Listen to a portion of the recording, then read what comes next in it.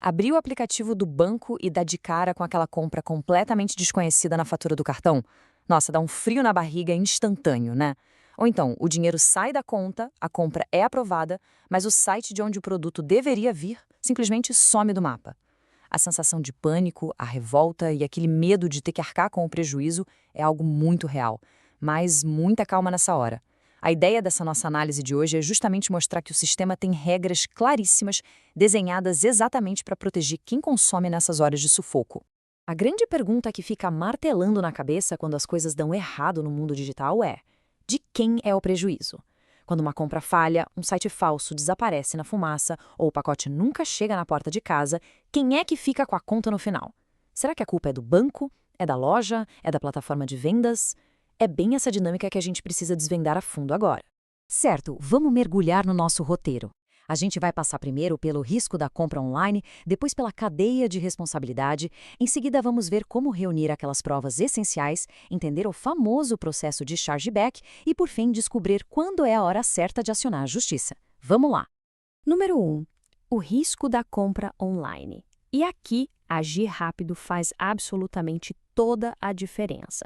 A frustração com golpes digitais é enorme, e as estatísticas confirmam isso todos os dias. A facilidade da internet abriu portas para muita fraude. Só que os problemas não são todos iguais. A gente precisa separar o que é a verdadeira fraude no cartão, tipo um vazamento de dados ou uma clonagem, do que é um descumprimento de oferta, que é quando a loja não entrega o produto ou cobra uma assinatura escondida. Para o nosso bolso, o estresse financeiro parece mesmíssimo, mas entender essa diferença na nossa cabeça é literalmente o primeiro passo para saber como reagir e em quem colocar a culpa. Número 2. A cadeia de responsabilidade. Afinal, quem responde por isso? Tem um conceito jurídico na lei brasileira que é fantástico e alivia muito o peso dessas situações. A grande vantagem é que quem saiu no prejuízo não precisa sair correndo de forma isolada, atrás de um único culpado que muitas vezes já até apagou seus rastros na internet. A lei olha para a operação como um todo. Então, se a compra daquela televisão incrível acontece num marketplace famoso, o pagamento é aprovado, mas o vendedor terceiro simplesmente evapora, esse marketplace não pode simplesmente lavar as mãos e dizer: "Ah, mas era apenas em vendedor parceiro". Não. Se a empresa intermedia a venda e lucra fazendo parte da experiência, ela compartilha sim a responsabilidade de resolver o pepino. Mas, infelizmente, o mercado sempre tenta dar aquela esquivada. A clássica desculpa corporativa é: a senha foi digitada e a compra foi autenticada, então não há o que fazer. Essa é uma resposta padrão que irrita profundamente. E a mensagem principal de hoje é: nunca, sob nenhuma circunstância, a gente deve aceitar essa rejeição inicial e dar o caso por encerrado. O simples fato de uma transação aparecer lá como aprovada no sistema não joga a culpa automaticamente no colo do dono do cartão. As fraudes de hoje são um absurdo de sofisticadas. Táticas de engenharia social ou sites que são cópias idênticas de lojas grandes conseguem burlar qualquer tecnologia de validação. As empresas de pagamento e os bancos têm o dever absoluto de proteger essas operações. Se o ambiente falhou em garantir a segurança, o fornecedor do serviço pode e deve ser responsabilizado por esta brecha. Número 3. Como reunir provas essenciais. A regra de ouro aqui é documentar absolutamente tudo. Numa briga dessas contra uma grande instituição, a nossa memória não vale de nada. A urgência é máxima.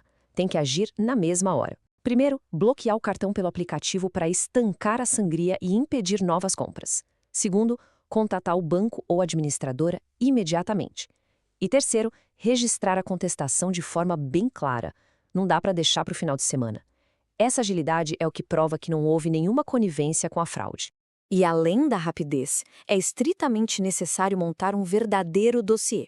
Tem que fazer print da tela do produto, do preço anunciado, dos prazos de entrega, do número do pedido, e se a compra foi no marketplace, é fundamental printar o perfil do vendedor antes que ele desapareça. Uma dica de ouro: tentar resolver tudo só pelo telefone é furada. As informações se perdem no ar. É preciso ter um rastro de papel. E-mails, protocolos anotados e históricos de chat são fundamentais para criar evidências que ninguém pode contestar. Número 4, o processo de chargeback e o famoso estorno no cartão. Um erro super comum é esperar a fatura do cartão fechar. Ou pior, pagar ela inteira para só depois ir reclamar daquele valor estranho. O tempo voa. Quanto antes o processo começar, menores as chances da empresa dizer que passou do prazo. E o mecanismo que traz o dinheiro de volta é o chargeback. Basicamente, é o procedimento formal em que o banco contesta e reverte aquele valor direto na fatura. Só que, muita atenção, pedir o chargeback não é apertar um botão mágico de reembolso automático. É um pedido que vai passar por uma análise bem criteriosa de todo mundo que está envolvido. É justamente por isso que a clareza na hora de reclamar muda todo o cenário. Quando a gente entra em contato, não adianta só falar "fui alvo de um golpe". Tem que elencar os fatos, passar a data da compra, o valor exato, o nome do estabelecimento que está na fatura, explicar o motivo e exigir de forma textual a suspensão daquela cobrança. E, claro, anotar sempre todos os números de protocolo. No fim das contas, a responsabilidade acaba sendo uma via de mão dupla. As empresas têm sim o grande dever de monitorar riscos e varrer sites falsos das plataformas. Mas, do outro lado, também existe o cuidado de quem está com o cartão na mão. Imagina ver um celular de última geração anunciado numa rede social por 1/10 do preço. Clicar nesses anúncios que desafiam a lógica ou passar código de SMS para um suposto atendente no telefone é entregar a chave do cofre para os criminosos. As plataformas precisam policiar seus ambientes, com certeza, mas a prudência com os próprios dados é indispensável. Quinta e última etapa: acionar a justiça. O que fazer quando o sistema trava completamente? E o que fazer quando as administradoras se negam a ajudar, a loja finge que não é com ela e o caminho administrativo simplesmente chega num beco sem saída? Nesses cenários, a abordagem tem que evoluir. Ficar repetindo no telefone "eu quero meu dinheiro de volta" deixa de fazer efeito. A intervenção técnica de um advogado focado em direito do consumidor ajuda a enquadrar juridicamente o problema. Foi uma fraude de terceiro? Foi um produto pago que não chegou? Ou o sistema da companhia aérea surtou e cobrou passagem 2 vezes? É esse profissional que vai desenhar a estratégia exata, definindo quem processar e em qual proporção. E um detalhe que não pode passar batido: o estrago frequentemente vai muito além do valor do produto em si. Uma cobrança indevida gigante pode zerar o limite do cartão no meio do mês, gerar taxas de juros no cheque especial ou impedir uma compra vital para a família. Mas, um aviso super importante: nem todo estresse é sinônimo de uma super indenização. A justiça avalia os fatos reais e é exatamente por isso que ter organizado todas aquelas provas lá no começo é a diferença entre ganhar e perder a causa. Olha só, um ponto crucial.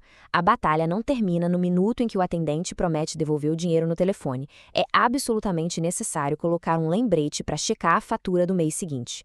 Infelizmente, é bem comum que sistemas automatizados emitam só reembolsos parciais, parcelem o estorno de um jeito super confuso ou continuem cobrando umas taxinhas operacionais que nem deveriam existir.